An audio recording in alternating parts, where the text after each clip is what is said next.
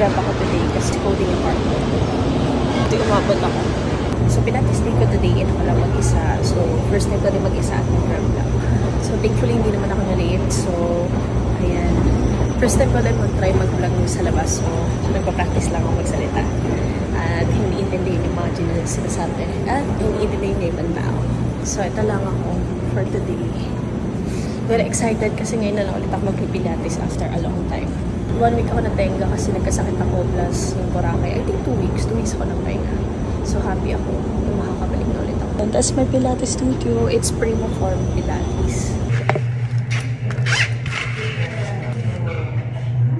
Done with my Pilates session, guys. Naasar nila ako kasi alam nilang galing akong Boracay kaya ako nag-break. Pero kaloka. Ngayon na lang ulit ako nakabalik.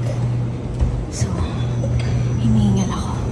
Naisip ko if I should get breakfast now para may kakainin na kami mamaya pag uwi. So, titingin-tingin lang ako ngayon now. So, ngayon na lang ako nakabalik sa Pilates. Parang hirap na hirap ako. Tapos sinuubo pa ako. Kaloka.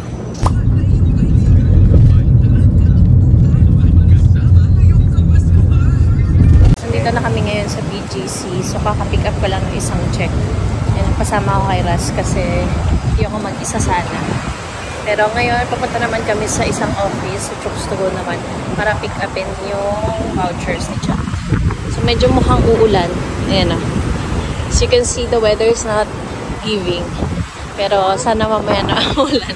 Lalakad-lakad lang kami papuntang 40th Street kasi dun yung pangalawang building. Tchanar!